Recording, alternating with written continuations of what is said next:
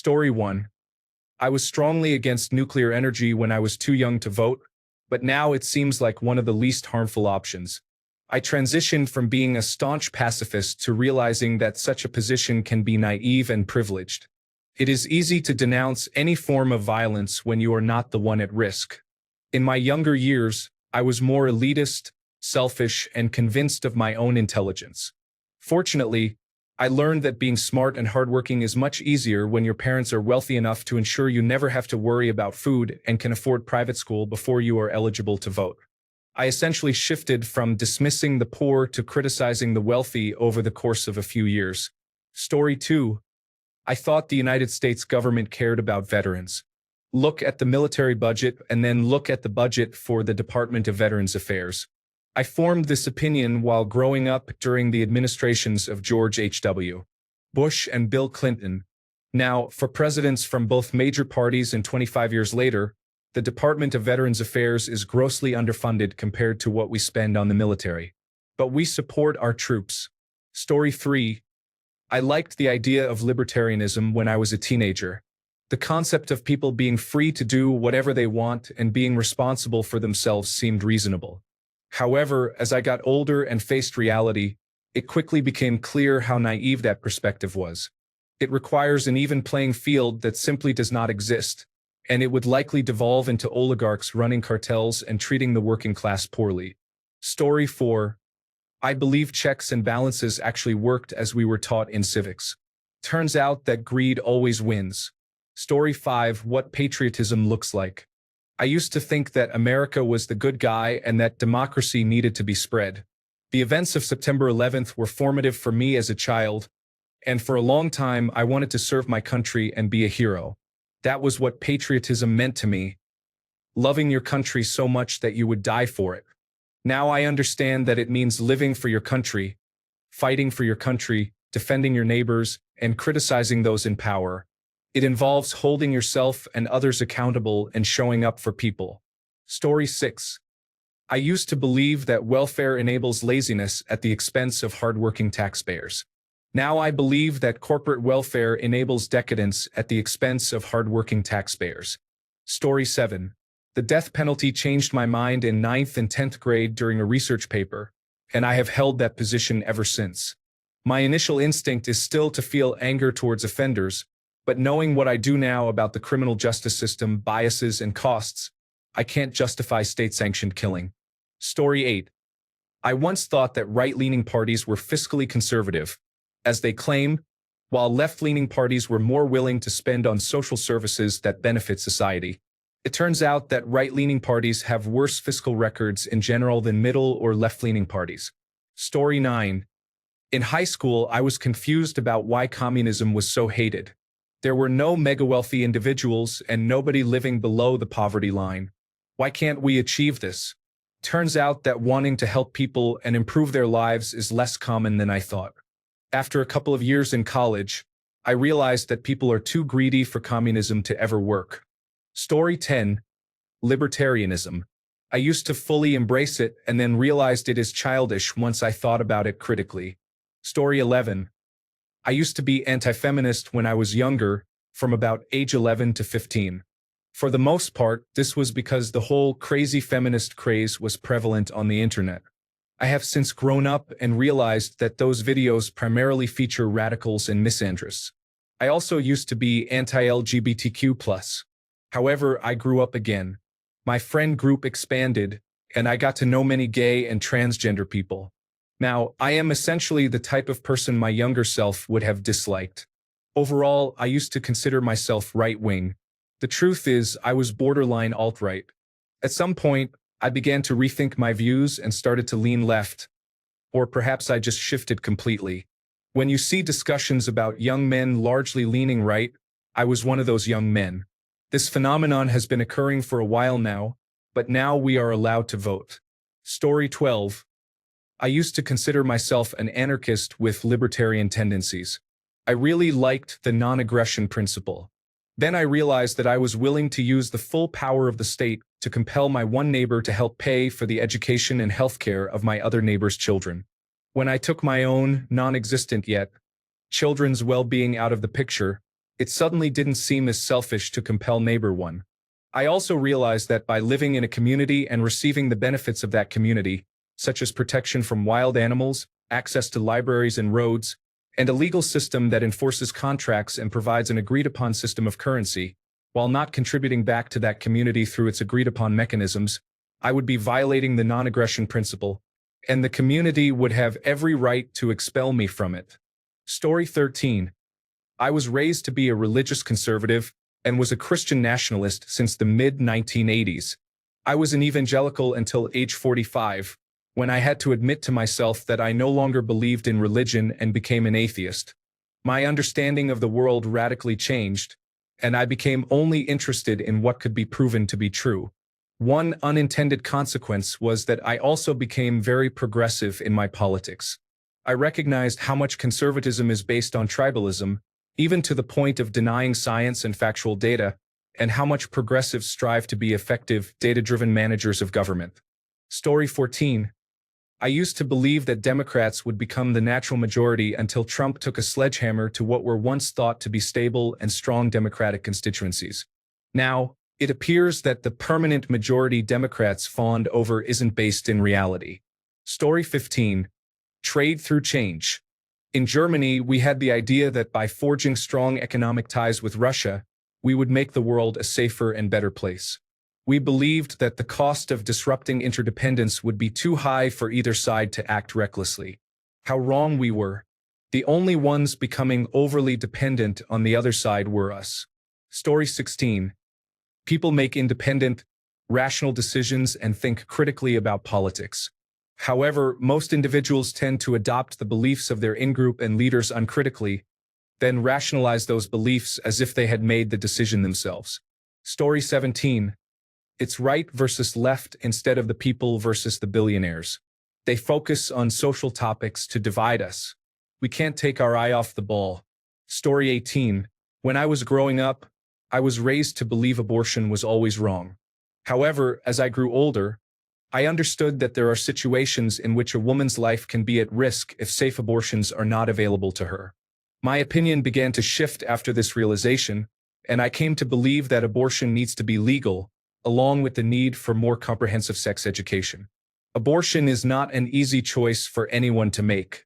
Story 19. If you don't like either the left or right candidate, consider voting for a third party. This approach works in an ideal environment, but not when one option openly expresses a desire for authoritarian rule.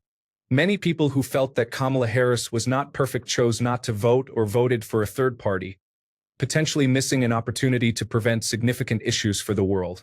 Story 20. I remember how my dad's political rants convinced me that healthcare wasn't a human right. I have changed my stance significantly since then. Story 21. I used to believe that both Republicans and Democrats wanted what was best for the United States. They just had different ideas about how to achieve it.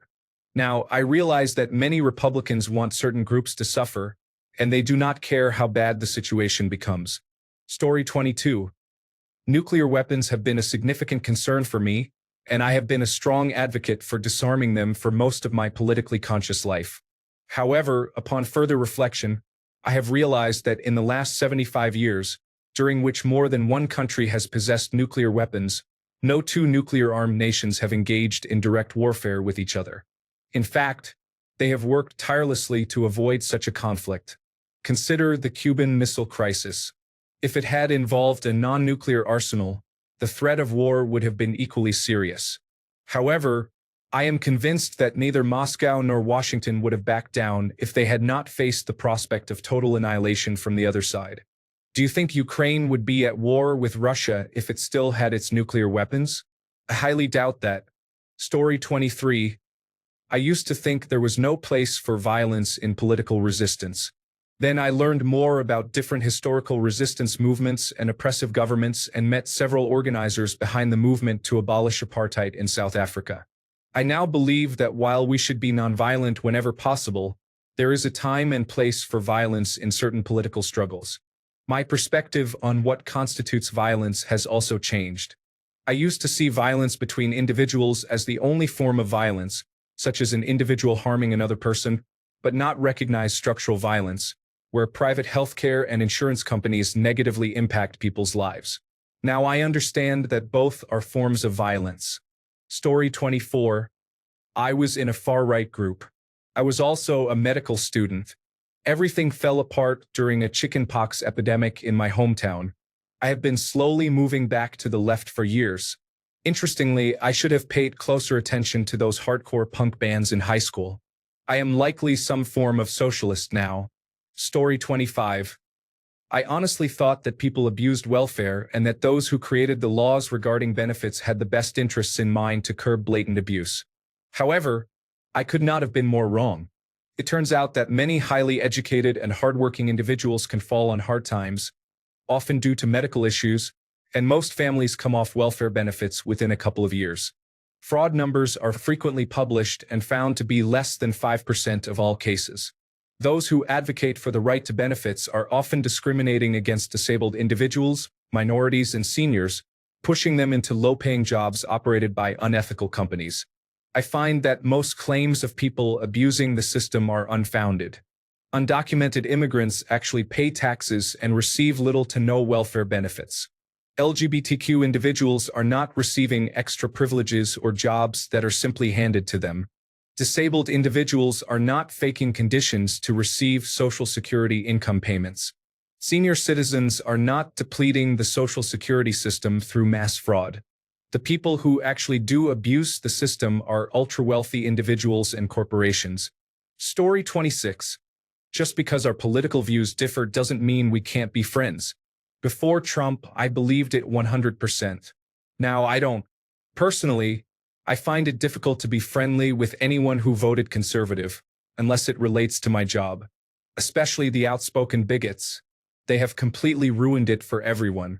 I know things weren't perfect before Trump, but there wasn't as much hatred and bigotry as there is today. Story 27. I was staunchly pro-life until I found out that over 90% of abortions happen within the first few weeks of pregnancy, and that almost all late-term abortions are due to serious medical complications or unusual circumstances. Growing up, I was led to believe that millions of women were lining up at abortion clinics in their last couple of months of pregnancy to have their fully formed fetus terminated because they decided they would rather not raise it. This is a significant misrepresentation of the situation, and I wish more pro-choice people understood that many pro-lifers are simply misled. If you lived in the reality most pro-lifers think they live in, you would likely be just as outraged about abortion as they are, and the phrase "my body, my choice" would do absolutely nothing to change your mind. Story 28. I used to believe that violence was almost never the answer. Unfortunately, it often is a reasonable answer. Story 29. When I was in high school, I believed liberals would be capable of standing up to fascism. Then September 11th occurred, but since the process was slow and gradual, they didn't think it was a big deal. Now their lack of resistance, branded as the resistance, is paying off and they are all surprised. Story 30. Election Day as a holiday. I have completely changed my mind on this, from being opposed to being in favor. Story 31. I support the idea of a flat tax. I was raised in a conservative, religious family. My parents, despite being quite poor, were strong proponents of several libertarian economic viewpoints, particularly the concept of a flat tax. For a while, I was fully in favor of it. Why wouldn't everyone support the idea? A flat tax means that the system is fair. Everyone pays the same percentage of their income. Why would we penalize someone for being industrious, hardworking, and successful? Don't we want to encourage that? Plus, imagine how easy it would be to file our tax returns. No more trying to figure out tax brackets, just one quick calculation and you're done. What's not to love? It's a bit ironic that the more financially successful I became in adulthood, the more I realized this was a terrible idea. Sure, I dislike paying taxes as much as anyone else, but if I can afford to pay more than someone who is in greater need, why not? Especially if it means living in a society where everyone has access to education, the streets can be clean and safe, we can enjoy reliable modern infrastructure, and not have to worry about half our working population suffering from illnesses because they can't afford medical care. One can dream. Story 32. When I was 18, I fell into a pseudo-right-wing conservative phase, which is quite hilarious in hindsight. I used to embrace mantras like, Everyone is a communist until they get their first job and similar ideas. That was until I got my first job. Story 33. In high school, I thought taxes were bad. I believed you paid a lot of money and hardly ever saw the government do anything with it. After getting a real job, I realized how little actually gets taxed. The effectiveness of government spending is still debated, but I will gladly contribute a small amount for social services. Anyone who complains about taxes is likely making enough money that they have no reason to complain about them. Story 34. The political division of left and right is misleading. We have more in common than we realize, but we allow ourselves to be divided by trivial matters. Partisan politics is divided between the wealthy 10% who hold the majority of the wealth and lobby politicians for their own interests, as they know they cannot defeat the united people. People need to stop pretending to be polar opposites to the other person in need. Instead, look for shared interests and you will discover a common adversary. Story 35. I was at True Communism has never been tried Marxist in high school. True anything will never be tried. That being said, the closer we get to certain policies, the more society improves. Those policies generally support individual freedom over a centrally planned state. Story 36. I experienced significant shifts during my upbringing for various reasons. Initially, I was raised in a very religious household where I believed that abortion should be prohibited, gay marriage should not be allowed, and transgender individuals were confused. However, during my college years, I traveled and met people from diverse backgrounds, which led me to re-examine and change my beliefs. Later, I realized that both sides of an issue often have valid points. Regardless of which perspective one supports, people usually have a clear understanding of their motivations. Now that I am aware of the prevalence of anti-intellectualism in our society, it is clear that sometimes one side is fundamentally mistaken. Story 37. I thought Republicans were finished. Trump humiliated this country, and people pretended they didn't vote for him. It would take about 8 years for Republicans to have a viable candidate. The culture shifted significantly to the left. The panic over transgender issues failed. Younger generations are becoming even more liberal. There was an opportunity to shift the public discourse to true leftist values. We could have a modern, non-punitive healthcare system. I realize now how naive I was. Story 38. An American universal healthcare system would be a good thing. However, the caveat is that the current systems still have significant issues, in my opinion. Most countries with universal healthcare still have private insurance to supplement a lacking system, and the looming answer to an overburdened universal healthcare system seems to be, have you considered not living anymore? Additionally, countries that can afford universal healthcare are showing signs of decline due to open-door policies for non-citizens that should be limited. Furthermore, countries that can afford it do so often through high taxes on the entire population or by sacrificing their defense budget and failing to honor treaties to which they are committed. They can afford this luxury because they rely on the United States for protection. If that safety net were removed and they had to handle refugees on their own, we would see how their universal healthcare systems would fare in another 10 years. The problem I see from both sides is the unwillingness to recognize that neither solution is ideal, and it is acceptable to acknowledge that a viable solution has not yet gained public support. The efficiency of the United States government is questionable.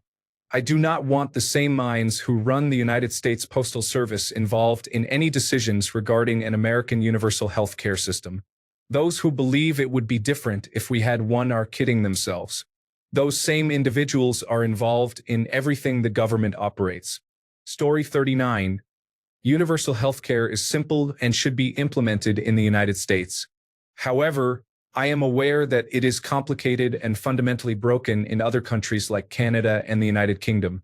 If we are going to implement it, we need to do it the right way to avoid repeating past mistakes. Story 40.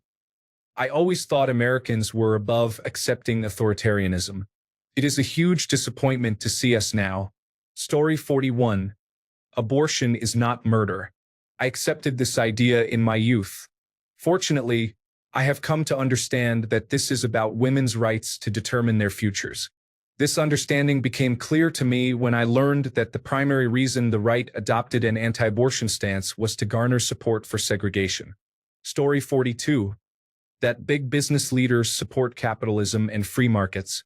Working on the Hill showed me that United States business leaders often rely on government assistance while opposing competition. They prefer limited government intervention when it comes to the lower classes. Story 43. I used to think we needed more third parties in politics. Now, I believe we should abolish political parties completely.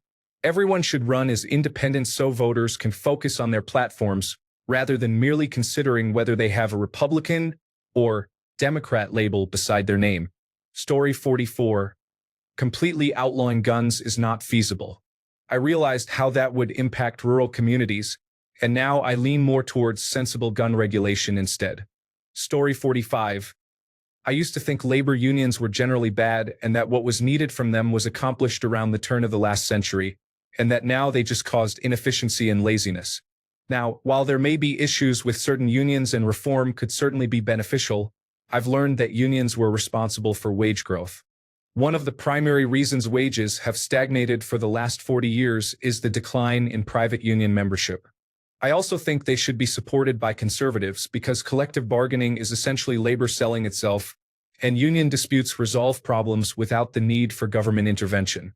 It's the free market working itself out. Story 46. The first thing that comes to mind is the death penalty. I used to support it, but now I am fully opposed. Far too many innocent people have been executed for it to continue. Story 47. Growing up, I always saw the Democratic Party as the group that cared more about individuals, working-class Americans, and progress toward a brighter future. The Republican Party always seemed fundamentally regressive to me. Nowadays, while the Republican Party appears actively malicious toward these issues, it seems like the Democrats are blocking the one exit and refuse to move. Story 48. The Human Citizen Act requires every U.S. citizen to be a human being to vote, participate in governance, or be granted civil rights. This excludes from citizenship all mechanized or robotic beings, digital, computerized, or artificially intelligent beings, businesses, corporations, and any other legal entities. We need someone to sponsor this, but I think that the Citizens United decision has already passed. Story 49. Most of my youth, from my late teens into my early 20s, I supported Marxist ideology. I owned and read several of his books and participated in campus gatherings. As I have aged and experienced more of real life, my views have shifted. I now identify more as a libertarian with my political beliefs. Story 50. I was deeply invested in the idea that green energy was the solution and that solar and wind energy were the keys to clean energy. Now I understand that nuclear energy is the answer. Story 51. I always thought our politicians had our best interests in mind, even if some of their actions might be dishonest or morally questionable. Story 52. I believed in the goodness of democratic governments. How wrong I was. I then learned about the horrendous actions that countries like the United States engaged in over the decades. I also believed that a larger government was always the answer to society's issues. However, with my inherent distrust of governments, I no longer desire a larger government. I still believe in strong social safety nets and effective regulations, but I don't want more power in the hands of politicians. I want strong institutions but less powerful government officials, if that makes sense. I dislike how power-hungry individuals keep rising to the top, consolidating power and harming society to get what they want. Story 53.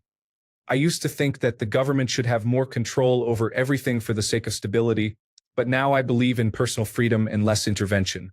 It's remarkable how much perspective changes over time. Story 54. I used to believe that increased government control was the answer to societal issues, but over time, I have come to value personal liberty and local solutions more. It is amazing how perspectives can shift as one learns and grows. Story 55. I used to think that there should be a United Caucasian College Fund. I was quite unaware of the significant disparity in college access between the two races until I grew older and gained insight. Story 56. Democracy works. It does not. I am reminded of the great George Carlin quote, "Imagine how stupid the average person is and realize half of them are stupider than that." Democracy can be seen as the tyranny of the uninformed, with their opinions given equal weight to those of experts. In essence, this is how America declined. Affluent individuals convinced the uninformed that giving billionaires more wealth would enhance their lives and punish those they disliked. Story 57. The checks and balances between the three branches of the United States government do not operate solely on an honor system. Story 58. Common sense gun control. I used to be strongly against guns until I learned how they work, how most of the common sense regulations people want are actually already law, the purpose of the Second Amendment, and how ineffective and unreliable governments can be. I also used to make fun of preppers, but now I understand their perspective as I witness societal issues unfold in real life. It is too late to get rid of guns, with more than 2 guns for every person in the US, most of which aren't registered, and the ability to 3D print guns and ammunition in our homes. Unless there is severe government overreach, they are here to stay. Overall, I think that's a good thing. Many people rely on their resources and assault rifles, excluding fully automatic ones, which are already illegal for civilians, are largely just a political term for standard hunting rifles. We would be putting a lot of rural residents and indigenous Americans in dire situations of starvation and loss of their way of life. Additionally, we are currently engaged in a propaganda battle online with Russia because the Russian president understands he cannot launch a land invasion, partly due to the presence of armed citizens throughout the country. As a woman who isn't yet physically strong, it's reassuring to have a reliable means of self-defense in case of an emergency, and I believe every vulnerable minority, including LGBTQ individuals, should equip themselves responsibly after thorough safety training. I don't believe banning guns would help reduce mass murders because, as much as people want to ignore it, mass shootings are a clear symptom of deeper societal issues that need to be addressed. Who is radicalizing our youth and how? Why are people feeling so isolated? Banning guns won't solve the root of the problem. Japan faces a similar issue with mass murders, but unlike us, they have a largely gun-free society, and they deal with mass stabbings, which generally have much higher mortality rates than mass shootings. What do the US and Japan have in common? We need federally funded teams of sociologists and anthropologists researching these issues instead of the same tired rhetoric from political commentators. If guns were banned, mass murderers would find alternative methods to commit their crimes. That's simply part of their pattern. For what it's worth, my political leanings can be best described as left libertarian. I do not publicly identify as such due to the presence of individuals who misrepresent libertarianism. In summary, I believe the federal government should focus on providing strong infrastructure for public health, transportation, education, and housing while handling national defense, and should otherwise remain out of personal affairs. Story 59. I thought right-wingers were serious about individualism and the Second Amendment defense against tyranny. It turns out they are ultranationalist collectivists and the guns are for defending the tyrant. The worst part is I experienced whiplash from how fast that transformation occurred. They ran Mitt Romney for the term before Donald Trump. Story 60. When I was a Republican, I thought the Republican Party was the good party. I was wrong and regret every dime I sent to the Republican National Committee and every vote I cast for Republican candidates from 2000 to 2016. The Make America Great Again version of the Republican Party is the most harmful political organization America has ever seen. We are witnessing the destruction of the America we have known all our lives and its transformation into something we will not recognize. Story 61. I was convinced that politicians truly cared about their constituents and wanted to make a positive change. However, over the years, I have realized that many are driven by personal gain or party politics rather than by the people they represent. It is disheartening to see the lack of genuine concern for the well-being of the public. Story 62. I used to believe in conservative libertarian ideas where we didn't need most government. However, I learned that regulations exist because many injustices have occurred, leading to their establishment. Also, when I was younger, I had a mistaken belief about adults. I thought they couldn't be easily manipulated or influenced, but then I observed this happening with many members of my family. I realized adults do not behave much differently or more responsibly than children. The world resembles Lord of the Flies among adults. I still believe we could achieve better efficiency and effectiveness in government programs. Story 63. I used to think that people who protested or argued about Israel and Palestine were usually sensible and wanted a two-state solution that would coexist peacefully. I no longer believe that. Story 64. Liberals claim to care about the little guy, yet they often prioritize those who contribute millions of dollars to their causes. Story 65. I was initially in favor of building up our military, but now I am very anti-war. I have grown up and witnessed unnecessary wars where people die for politicians' interests, only to come home and receive little support. While we need a strong military, diplomacy should be prioritized. Both George W. Bush and Joe Biden have had policies where they did not even communicate with certain countries and outright refused to engage. I don't believe that is good for achieving lasting peace. Story 66. The federal budget of the United States needs to be balanced. No, not at all. The United States creates dollars to facilitate the trade of goods and services, so their main purpose is to engage everyone in the economy.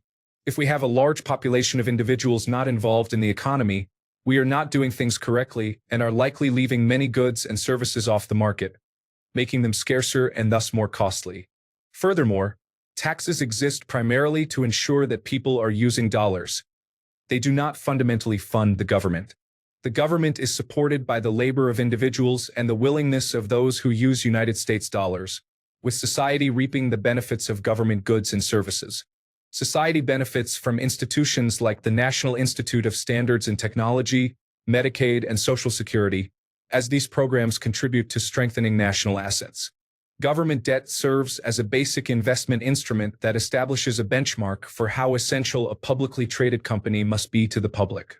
If your stock is worth less than a treasury bond, your business may not be essential for society, and efforts may be better directed elsewhere or managed privately until it reaches that value. This mechanism ensures that the stock market features higher quality investments and fewer companies created solely to defraud stockholders. Additionally, it provides funds to the banking industry to serve as a basis for loans. In summary, America should be spending enough to provide a living wage for all citizens, and until that occurs, a spending deficit is only significant if the expenditure is directed toward things that are not valuable to the public. Story 67. I used to think it was common for people to take politics seriously, that each side was presenting their best candidate, that individuals wouldn't be easily misled by misinformation, that people voted for the betterment of society rather than personal gain or to oppose those with differing views, and that Obama deserved to win as a sign of progress. It makes me cringe to realize how naive I was. Story 68. All fights are worth fighting. The ideological high road will win in the end. People are smart enough to arrive at reasonable conclusions when given good information. It turned out to be mostly incorrect. Story 69. I think at one point I may have actually believed in the government, but now I see it as the deception it is. Story 70.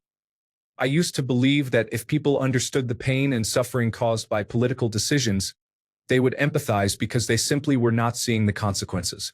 But I was wrong. Many people do see the consequences, and they either do not care or actively enjoy watching others suffer, even when it harms them as well. For many, politics has become less about improving lives and more about tribal loyalty, where cruelty is a feature, not a flaw. Story 71. People do not commit crimes because they are starving. They commit crimes because they are drug addicts, alcoholics, or general miscreants.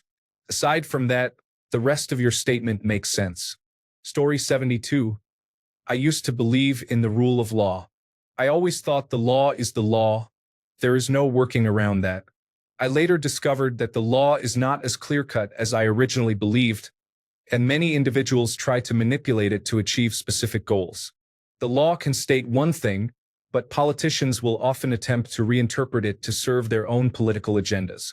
Story 73. Every vote matters. I am a blue dot in a deep red southern state. In presidential elections, my vote feels meaningless. Story 74. People have core political beliefs that do not easily change.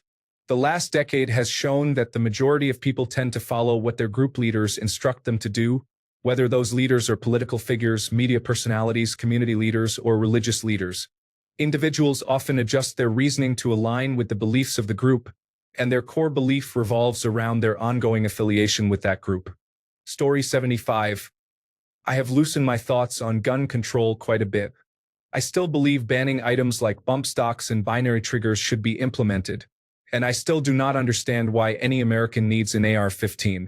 However, if you are responsible with it and keep it locked up and stored properly, I am not as bothered by it as I was a decade ago. Story 76. Everyone should be an informed voter, and I believe that was true for some time until misinformation spread through the internet like a plague. Story 77. The death penalty.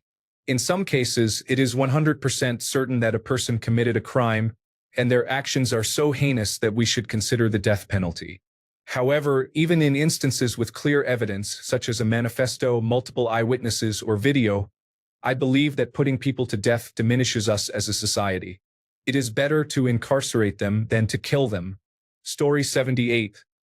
I used to be heavily involved in libertarian politics, but I question many of my beliefs. I ultimately decided that the social safety net is beneficial and that corporations contribute to waste more than ever. Story 79. I was more idealistic when I was younger. Now I am more pragmatic. I am still far from being moderate, but I believe we need some form of government to facilitate and protect against the reversal of liberation. Therefore, my anti-statism has softened slightly. Story 80. I'm pretty left and was a big supporter of a wealth tax. However, upon further study and seeing countries implement it without success, I no longer feel it is a viable policy. Thanks a bunch for sticking around till the end of the video. Remember to subscribe, and until next time, stay awesome and goodbye.